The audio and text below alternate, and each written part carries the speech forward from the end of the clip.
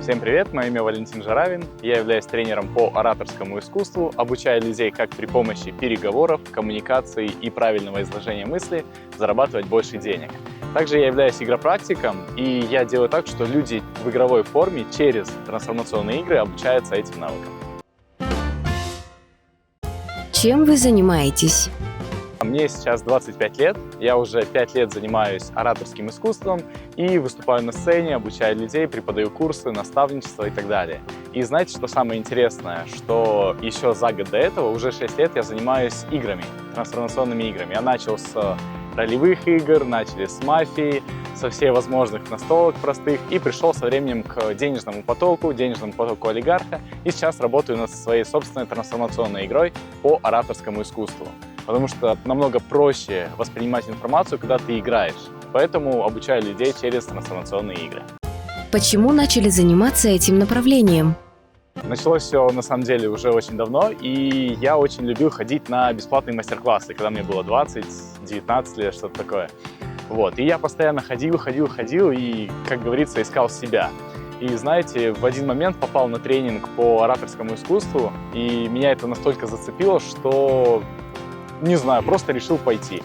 Прошел обучение 5-недельное и в итоге остался здесь работать, помощником тренера, потом начал сам продвигать все это направление, и меня это очень сильно зацепило. Честно, многие люди очень часто ищут себя и до 30, и до 40, бывает кто-то в 50 находит себя, но вот когда ты поймешь то, что это твое, и это тебя цепляет, ты действительно начинаешь этим заниматься. А к играм пришел еще до этого. Я сам большой фанат настолок и люблю этим заниматься, люблю играть и также люблю это проводить. С какими трудностями сталкивались? Знаете, самая большая трудность, которая возникает, когда ты занимаешься обучением и когда ты продвигаешь вообще какое-то свое дело, это команда. То есть я очень долгое время пытался развивать все это один, продавал сам, разрабатывал сам, проводил сам, все делал сам и сталкивался с огромным количеством препятствий, потому что тебе нужно заниматься маркетингом, запустить таргет, сделать какие-то баннера, хотя ты этим не должен заниматься, и ты туда направляешь очень много усилий, после чего ты, конечно же, не развиваешься, а больше уходишь вот в эту вот операционку. И, конечно же, самая большая трудность была вот это все продвижение. Когда я научился делегировать, когда я нанял людей, которые делают это за меня, когда появился ассистент, маркетолог, я не знаю, тот же самый таргетолог, это все становится намного проще все продвигать и делать. Поэтому первая трудность, которая есть, это команда. Конечно же, команда. Вторая трудность, наверное, сейчас я скажу, то, что все-таки это приобретение каких-то навыков. То, что в начале, когда мы только начинаем чем-либо заниматься, я думал, многие люди думают, этот синдром самозванца, он преследовал очень многих, и я тоже с ним сталкивался. Когда только начинал, я думал, а чему я могу научить людей? Вроде бы это же такой важный навык, к нему нужно приходить с опытом и так далее. Но когда я только начинал, мне сказали очень классную фразу.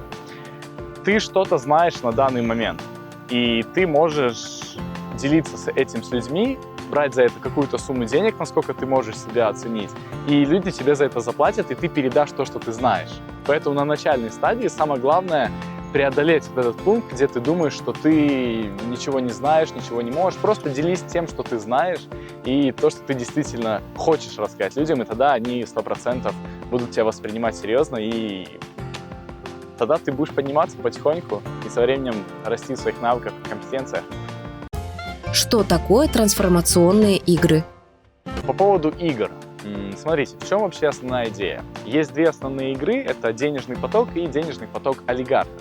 Основная идея там – это, конечно же, финансы, как зарабатывать, как ты управляешь деньгами и вообще отношение ко всему этому. Есть очень много компаний, которые проводят эти игры благодаря этой игре хотят закрыть на инвестиции или чтобы люди в них вкладывали деньги. У меня абсолютно другие критерии. Я как тренер по ораторскому искусству обучаю людей переговорам, коммуникациям, как правильно находить связи и выявлению тех самых ограничивающих убеждений и что людям не дает двигаться вперед. Мы при помощи игры выявляем эти нюансы, которые отстают, после чего люди понимают, как правильно можно подойти к человеку, как можно с ним совершить сделку, как можно договориться о чем-либо, вообще о чем угодно, для того, чтобы сделка состоялась, и они могли заработать деньги на навыки переговоров, навыки коммуникации. В игре есть поле, по которому люди ходят, бросают фишки, передвигаются и совершают какие-либо сделки. В этот момент им нужно проявиться. Каким образом? Многие люди отключают реальную жизнь, отключают то, что они знают, и начинают просто играть. А когда люди играют, они расслабляются и полностью погружены в процесс. Они не думают, что сейчас я буду обучаться или сейчас мне будут какую-то информацию в меня впихивать. Они просто кайфуют. И в тот момент, когда они кайфуют и наслаждаются, они могут как раз-таки действовать так же, как они поступили бы в реальной ситуации. Они просто делают так же, как и в реальной жизни. Моя задача посмотреть, какая их стратегия, как они проявляются и что они делают, для того, чтобы потом дать им обратную связь, что можно улучшать и как это прокачивать. И когда они играют, они, конечно же, уже коммуницируют и прокачивают свои навыки. Так проходят игры. Сколько может зарабатывать человек, занимающийся таким видом деятельности? Ну, поскольку я рассказываю про два направления, это как тренерство по ораторскому искусству и игропрактика, давайте скажу, наверное, разные чеки. Игропрактика сейчас набирает популярность, это сейчас, не знаю, по-моему, самое популярное, что есть у нас в Алмате, по-моему, ну, не знаю, 1000 игропрактиков это минимум вообще есть только по каким-то нескольким играм, а на самом деле их, мне кажется, под миллион уже. Вот, поэтому там можно зарабатывать очень легко от 300 тысяч и до миллиона, если просто проводить игры постоянно. Если ты умеешь показать людям ценность, если умеешь продать себя, то зарабатывать эти деньги очень легко. Если ты хочешь зарабатывать больше, первое, это нужно либо повышать чек, либо уже делегировать. То есть, если ты хочешь больше, нужно находить людей, которые будут проводить твои же игры. Тогда ты сможешь зарабатывать значительно больше. Если брать ораторское искусство, тогда от полумиллиона, если у тебя есть какие-то навыки в обучении, если ты можешь хоть как-то, хоть чему-то обучать, можно начинать с марафонов, с каких-то небольших групповых обучений, также можно и обучать индивидуально. Самое главное — уметь себя продавать, чтобы люди видели твои навыки, развивать свои соцсети, показывать себя таким, какой ты есть. Я сказал от полумиллиона, и почему сказал от и не сказал до скольки, потому что все зависит от вашей команды и от вашего навыка. Если вы действительно компетентен и вы хороший тренер, тогда первые люди будут к вам идти, и 1-2 миллиона — это, как не за горами, очень легко это зарабатывать. Ваши пожелания нашей молодежи.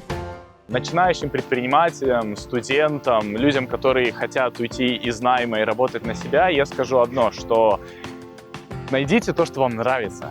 Найдите то, что вам нравится, и просто делайте это. Когда-то давно я обожал играть в игры с самого детства, и я сделал из этого заработок. И сейчас хорошо зарабатываю, ни в чем не нуждаюсь. Пробуйте, делайте, и тогда 100% получится.